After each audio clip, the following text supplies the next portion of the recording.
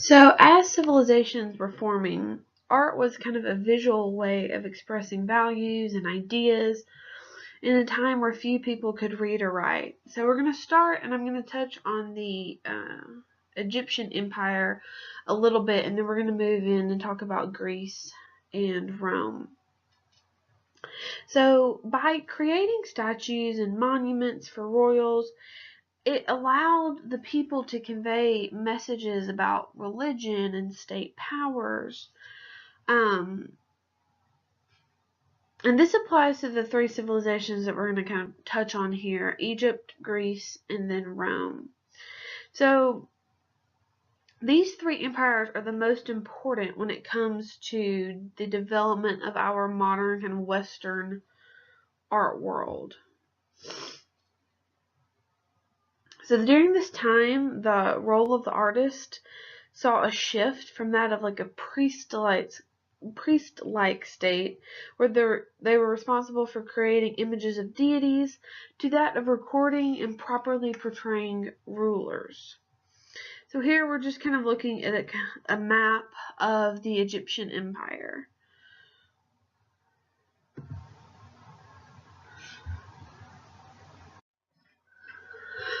So this is the Narmer palette, and it's really kind of a great place to start our discussion on ancient Egypt. So the palette is considered to be of great importance. It's one of the first of several palettes that was discovered during excavations. So here, if you look at the slide on your screen, you're noticing kind of these different highlighted sections that have been identified. So we're going to talk through those a little bit. So if we start at the bottom, we see where we have the figure of a bull, which is meant to represent the king, knocking down the walls of an enemy city. As we move up the palette, this largest register that we're looking at here, this has the, let's see, the sauropods,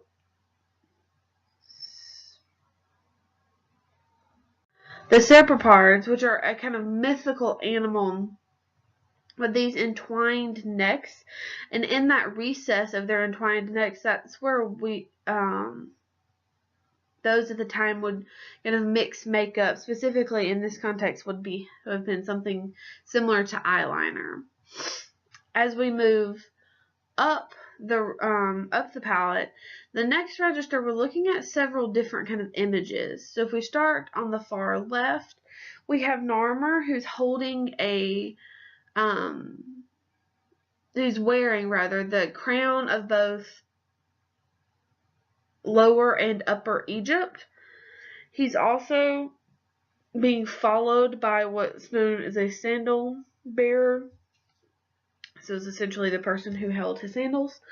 And then in the center of this register, we're looking at a priest who is wearing a leopard skin. He's following four divine standards. And then on the right, we have a group of decapitated foes.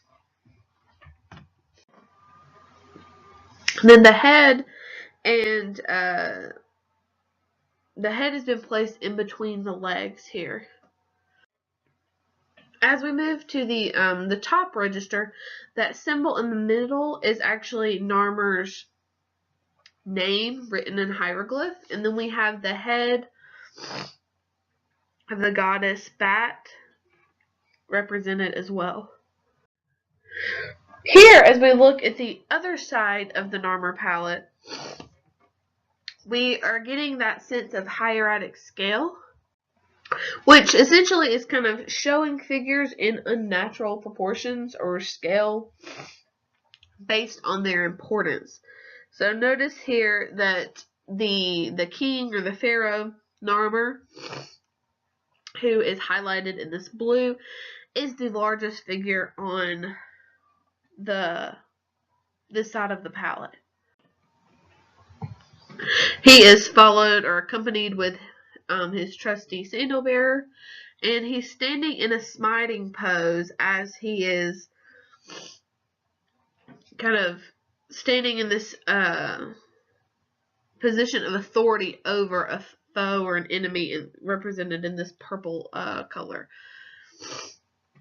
In the bottom register, he is standing on top of the dead foes from a walled city.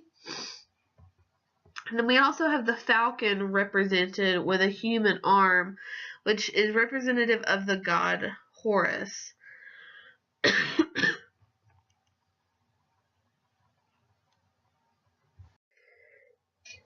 So here we have the Great Sphinx, located in Giza. Hopefully everybody's probably seen this before.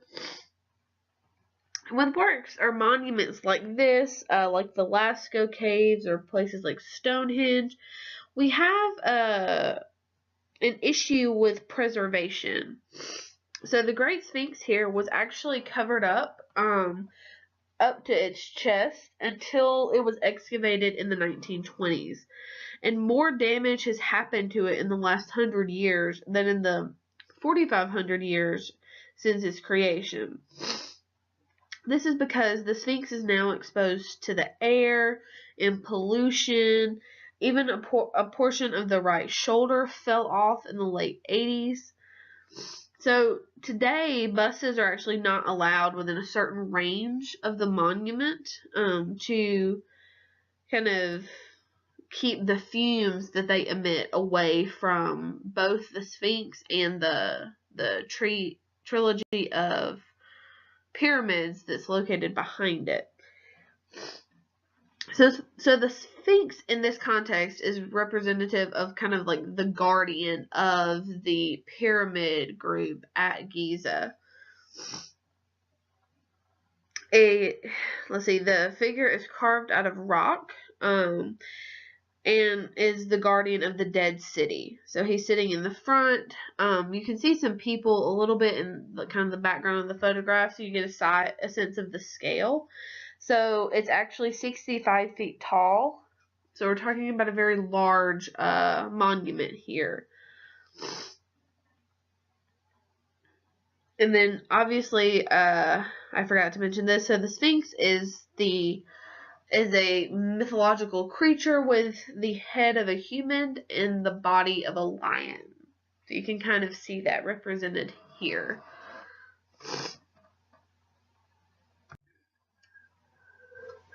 So here, this is the statue of Mycerinus and his queen. It's also located in Giza.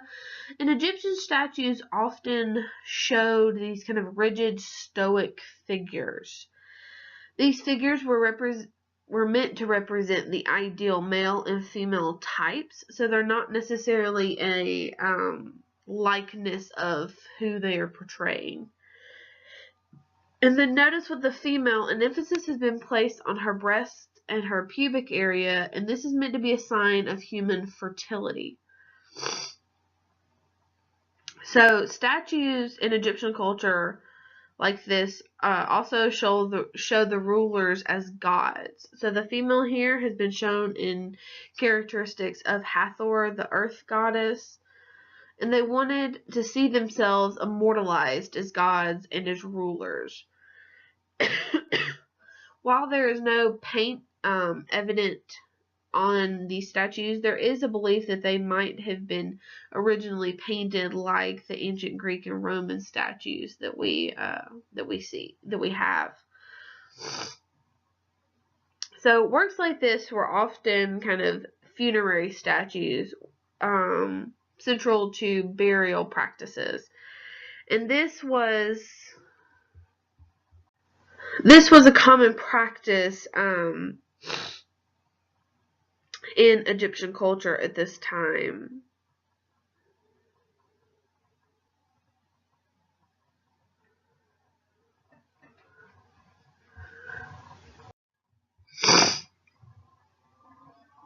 So here we're looking at a bust of the Queen Nefertiti, who was the queen of Akhenaten. So under Akhenaten, there was this kind of time of revolution. He moved to the capital. He attempted to kind of bring about the shift from polytheism to monotheism. And there was a shift a bit in the way the art was produced. So notice here we're seeing a kind of a fully colored image. So Nefertiti, like Cleopatra, has kind of been immortalized as a symbol of feminine beauty. So we see a lot of images of her in popular culture, and like magazine recreations and such like that.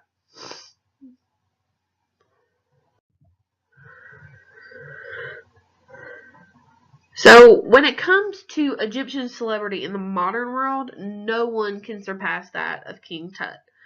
So you've all likely seen or kind of heard of King Tut, possibly in a history class or maybe in some sort of pop culture sense. But so King Tut was 9 years old when he became king of Egypt. And his story would have been lost to history if it were not for the discovery of his tomb in 1922 by archaeologist Howard Carter, who is the man we're looking at here. And he was found in the Valley of the Kings. So his nearly intact tomb had this wealth of objects that gives us kind of a unique insight into this period of Egyptian history, how their dead were buried. And the significance of the nearly intact tomb was by this time in the 1920s, most of the tombs, the pyramids in Egypt had kind of been scavenged, and a lot of the objects within them had been stolen. So the image we're looking at here is the death mask of King Tut, or King Tutankhamun. So the entire coffin that was created for King Tut weighed over 240 pounds. It was covered in gold, glass, kind of semi-precious stone inlays. And there was actually a traveling exhibition in the 70s that brought in large crowds of people to see objects from King Tut's tomb.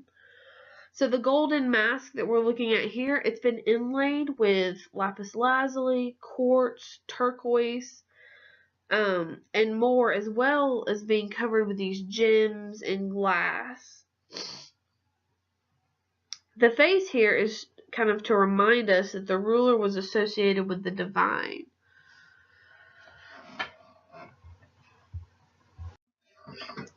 So classical Greece was really a convergence of all the arts, from literature to theater to musical or individual expression. And the Western world really wouldn't see another convergence like this until the Renaissance, which happened about 2,000 years later. So the Parthenon is one of the most important buildings built during the height of the Greek Empire. Its translation is "to the Virgin," and the temple was dedicated to the Virgin goddess Athena, the patron goddess of Athens, and the Parthenon is located in Athens. In its original glory, it held a 40-foot statue of the goddess. And unlike what we think of typical religious structures, this building was not meant to hold religious gatherings. It was meant to kind of face outward rather than draw people inward. And where the statue of Athena stood, there was this pool of water that was only open to the priests and priestesses. So it wasn't open to the general population.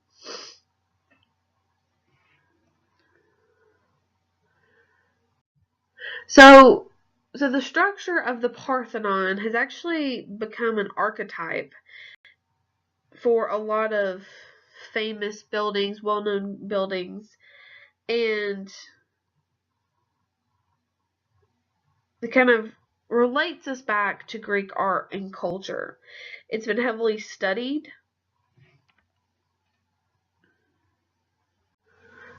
And the Parthenon has this row of columns, or kind of a colonnade around the building, that creates a porch.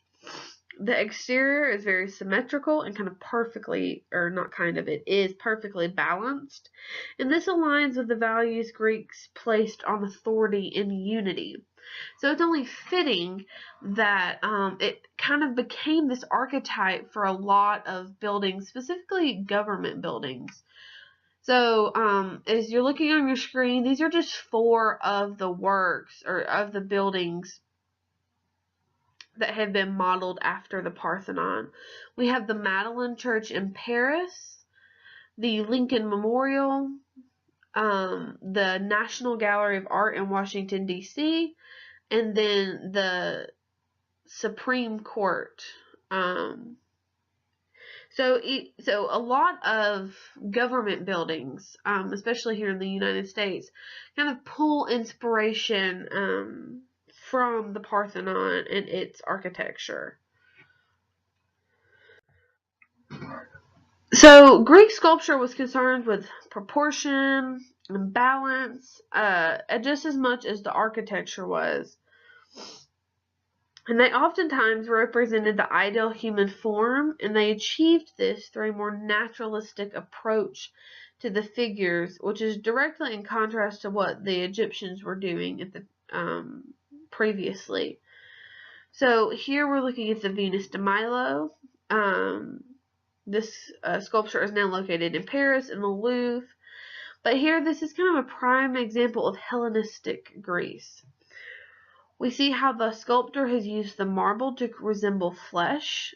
She's kind of standing off on one hip with her other hip kind of jutted out a bit. You've got this beautiful draping of the fabric around her waist.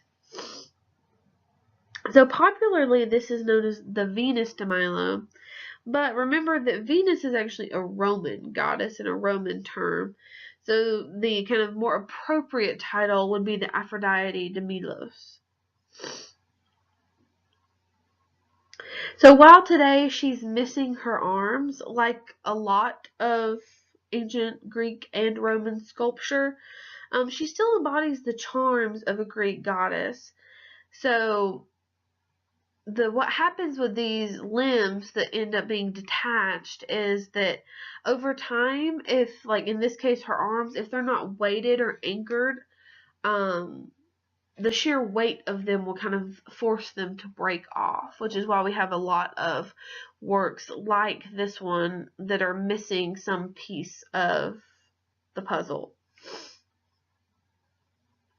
So the bend in her torso kind of gives us this illusion of her breathing, and sculptures like these appeal to our senses. We can see and feel the movement of the figures.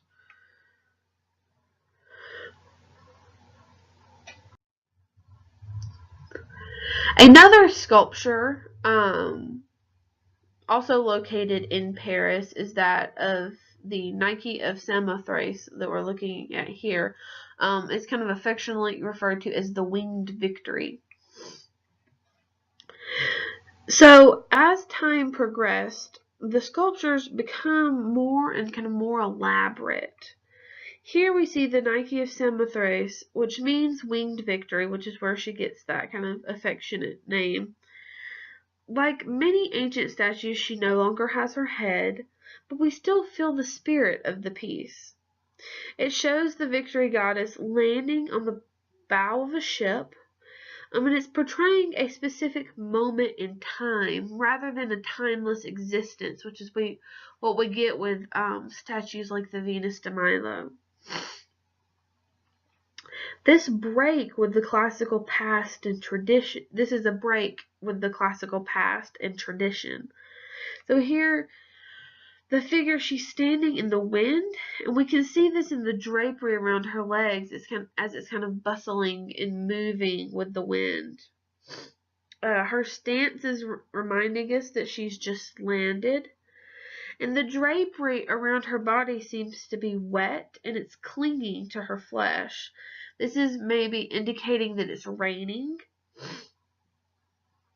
And this is done so that the artist can make the marble resemble both flesh and fabric. And notice here that especially on her abdomen, even though we know we're looking at fabric, it almost gives that illusion of being see-through. So the artist here has been able to create that in sculpture form. So the statue itself sits upon this pediment, but the statue is actually 8 feet tall. And then it sits on this 10 or 12 foot tall kind of pediment that's supposed to indicate the bow of a ship.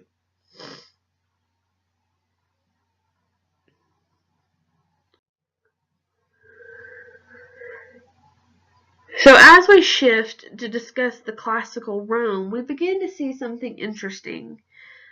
While Rome was based on the model, specifically the art was based on the model of what was happening in Greece beforehand, there are some major differences between the art production in Greece and in Rome. The Romans began a tradition of realistic portraits. So this is kind of directly contrasting the more idealized figures that we were seeing in Greek sculpture. This focus on the realistic was due in part to religion and family.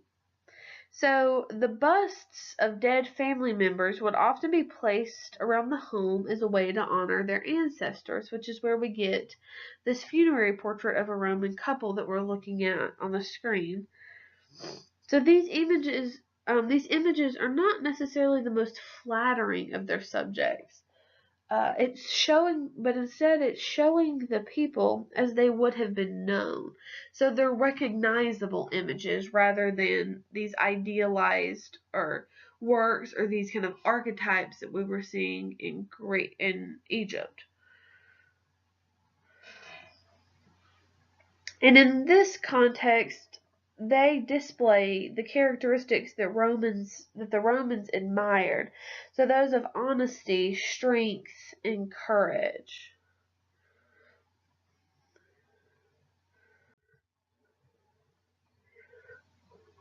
So in 31 BC, Octavius, the great nephew of Julius Caesar, defeated his enemies in battle, which resulted in 150 years of peace in Rome.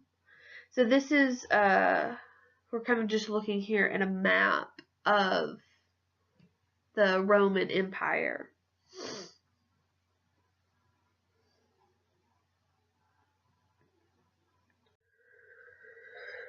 So this 150-year period of peace was known as the Pax Romanus, or the Roman peace. And so Octavius was then given the title of Augustus. And while he never actually referred to himself as emperor, that is kind of the role that he took on. And under his charge, the empire spread from Italy to Spain and through the Near East, Africa, and Greece, and it included modern-day France. So this particular statue stood in the courtyard of Augustus's wife. And here we have the figure. He's standing in this very victorious pose. He's standing as though he's addressing his troops with one arm extended. And in this work, the artist is using not only these Roman characteristics, but also bringing in a few of the Greek. So he's got a very realistic portrait here of kind of a real man. We're looking, it appears that there are some kind of identifiable features here, but there's also a little bit of idealism being used. And then the breastplate that he's wearing that's covering his chest is actually covered in historical battle scenes and mythological stories. This is kind of to speak to his importance as the ruler of the Roman Empire.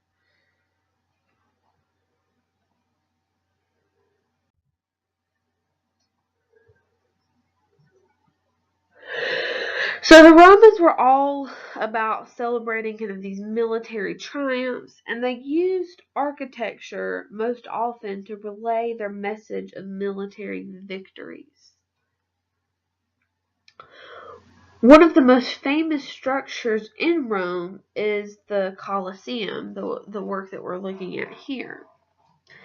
This huge arena is one of the most popular tourist sites, and this is because of the history it holds over the city. So this place held gladiators and chariot races, and it has a familiar structure. Think about it. It looks a lot like our sports stadiums today. The overall structure, the kind of the elevated seating. So we're getting that maybe some of our sports arenas were based initially off of the Colosseum. So the arches here along the building were very key in the structure. So without these, the monument wouldn't have worked. So they served as not only an architectural element, but they also served as entrances and exits for those in the Colosseum. So this structure was a gift from the imperial family to the people of Rome. It's about 13 stories tall and could have held up to 50,000 people. And the events that were actually held here were free and open to the public. These weren't necessarily, though, your kind of happy-go-lucky events. There was a lot of bloodshed that was happening here, and up to 5,000 animals could be slaughtered in a single day.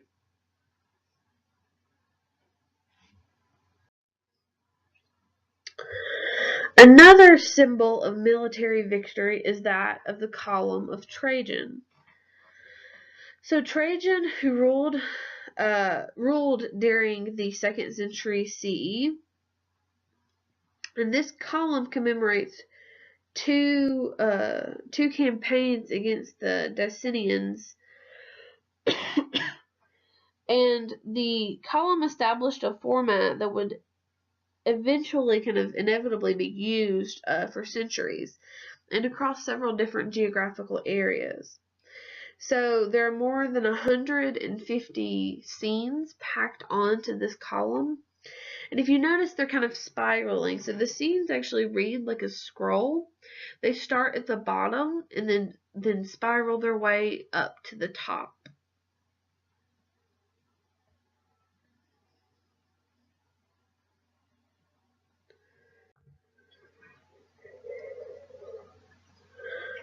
So the Romans actually developed the architectural feature of the dome.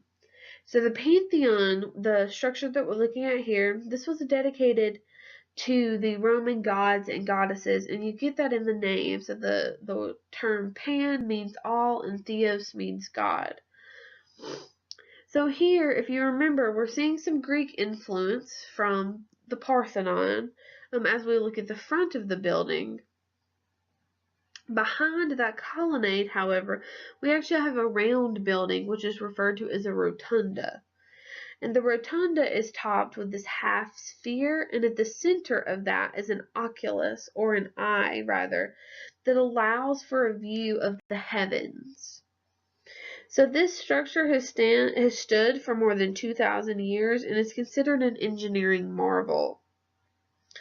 And unlike the Greeks, who in their structures used marble, the Romans explored the use of concrete as a building material.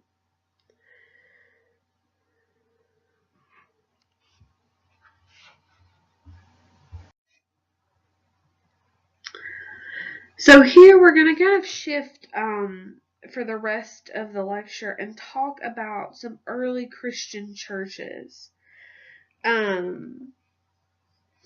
So here we're looking at a Byzantine church in the town of Ravenna, Italy.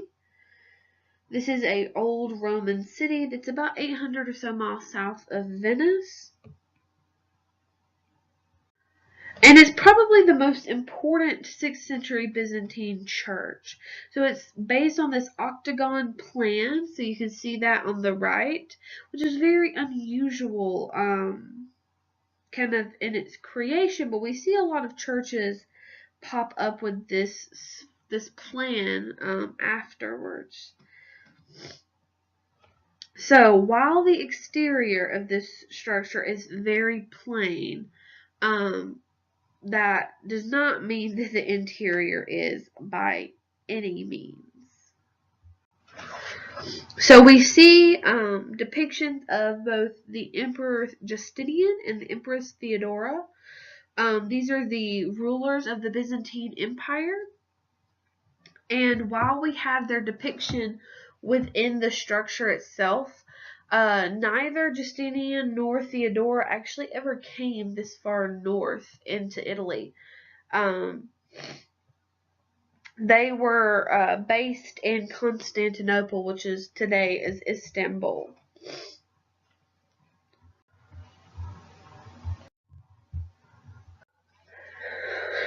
So the Byzantine style of art, we're talking about mosaics in this context. So not only the apse mosaic that we're looking at here, but all the work within this structure is actually done in mosaics. And while at this time there was still this controversy going on between iconoclasm, which is essentially the idea that the Bible prohibits images of figural images, so images of Christ and God and the disciples and all of the kind of stories within the Bible. They created these images as a way to kind of inspire the illiterate. So the thinking is that while, yes, there is some speculation as to whether or not the Bible allows for images of figures, specifically in this context, Christ and God, the idea is that by having these Bible story images, these images of Christ, that it's going to inspire those who could not read at the time to kind of keep in their biblical commitment and keep with the biblical commandment. So here we're looking at the apse mosaic. On the interior of San Vitale, and we have Christ here in the center. He's shown in the kind of the traditional royal color of purple, and then he's flanked on either side by two figures. So here, Christ, he is beardless, and he's shown in the kind of the fashion of a typical classical Roman or Greek god. In his right hand, he's passing kind of a crown down to San Vitale, who stands here in this depiction with the other kind of saints and angels.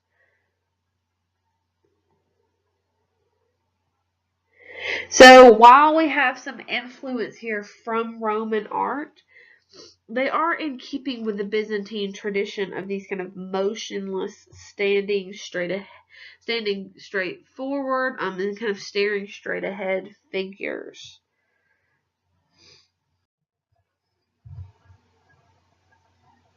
So here we're looking at kind of the poster child for Gothic architecture. So we're gonna with this church here. This is in Chartres, France. It's a small town about 30-45 minutes outside of Paris. And we're kind of moving ahead quite significantly in time here with the Gothic architecture. This is 1145. And this is when we begin to see a shift from the Romanesque, which has these kind of rounded arches, and moving into the Gothic, where we where we see more of the pointed arches. So Gothic cathedrals were this expression of kind of a new age of faith that was growing out of the medieval Christian church and theology.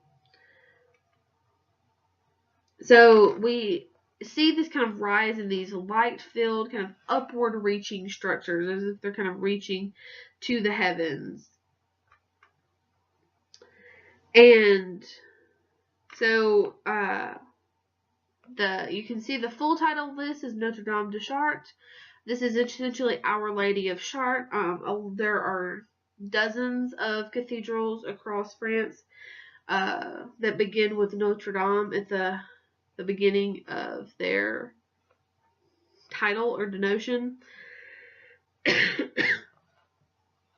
So the entire community in this city kind of helped aid in this construction.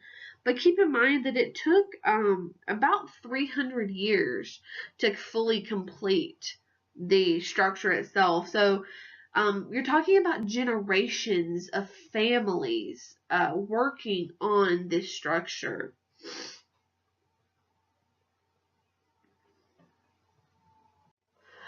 And because we have this kind of long period of building, there are some kind of influences here from early Gothic, from late Gothic. We get those different phases within the architecture of this building.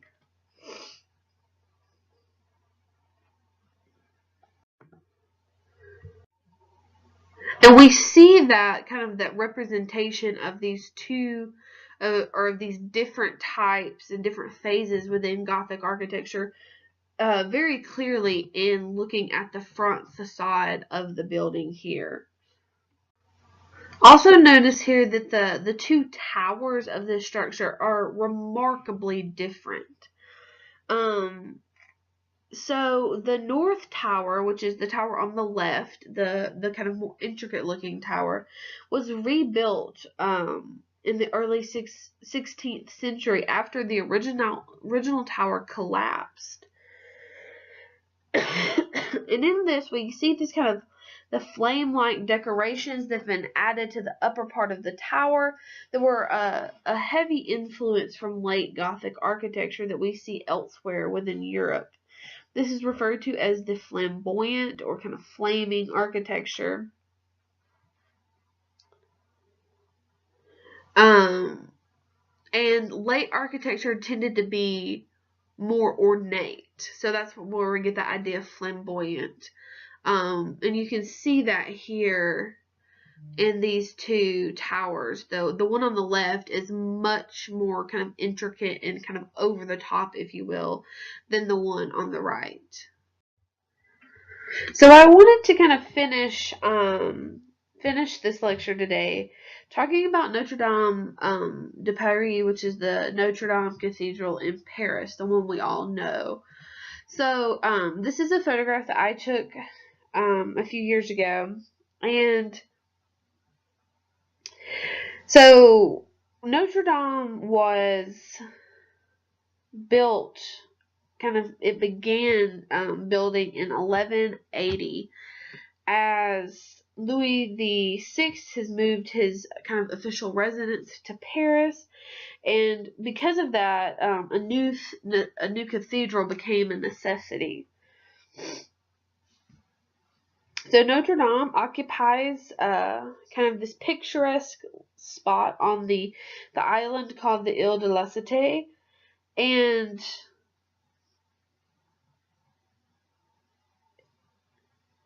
it has kind of a complicated a building history.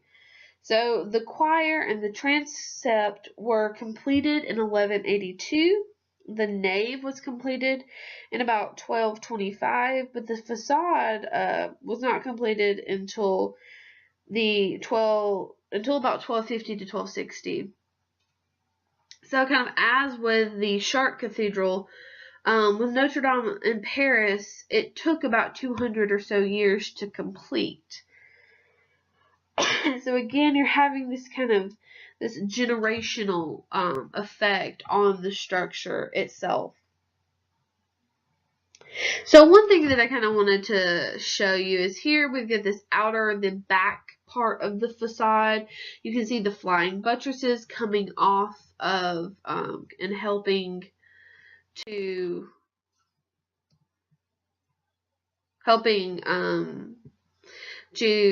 hold the structure.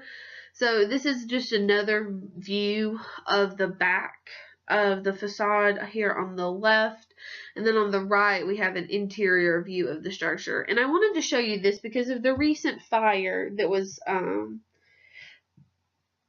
that happened at Notre Dame Cathedral. So they were doing construction work, and there's a lot of scaffolding ended up being used in this along this back part of the roof, and kind of all of the roof was kind of being renovated. And so a fire broke out, and we essentially lose this entire roof, the entire roof of the transept of the church, along with the spire. And so this is the spire here. This is completely gone. And the only thing really saved from this are the sculptures of the saints that are kind of walking up it, which we see here that I've circled in yellow. Those had actually been removed about a week before the fire because they were taken for restoration. So those were saved, but the entire roof and the spire essentially collapsed. Thankfully, after about 15 hours, they were able to get the fire under control and get it put out so that we didn't end up losing the structure as a whole. So here are just kind of two images that I found on the internet of the structure when it was on fire. So you can kind of see in the top image that you can actually see the transept has been illuminated by the fire itself. And then in the image on the bottom, you can see the daytime view of when it was kind of this roaring flame. And this is actually before the spire ended up falling. So here, this is just kind of a before and after view of the church. And so you can see that, I mean, we've lost a large part of the structure. And it's going to take a lot in rebuilding, a lot of engineering work to rebuild this to kind of it's something like its original state. And I don't know whether or not they will put a new spire up, or if they will just leave it as the transept, the kind of the roof over the transept, and kind of leave it at that. This is just a view of the inside. So the roof of the transept was stone on the interior, and then there was a layer of wood, and then the roof itself was metal. So when all of that burned, it essentially kind of crumbled into the center of the structure itself. And then this is just another view of the interior. And you can see, so the Notre Dame is actually a functioning, or it was a functioning, working church. So they had mass here daily. And so you can see all of the pews lined up in the image on the right, and you can see in the image on the left where they've been kind of, some of them have just been taken over and crumbled by the debris, or they've been kind of shoved out of the way. And then there's also a lot of water involved with this too, because they were putting out a fire. So there's a lot of water on the ground as well.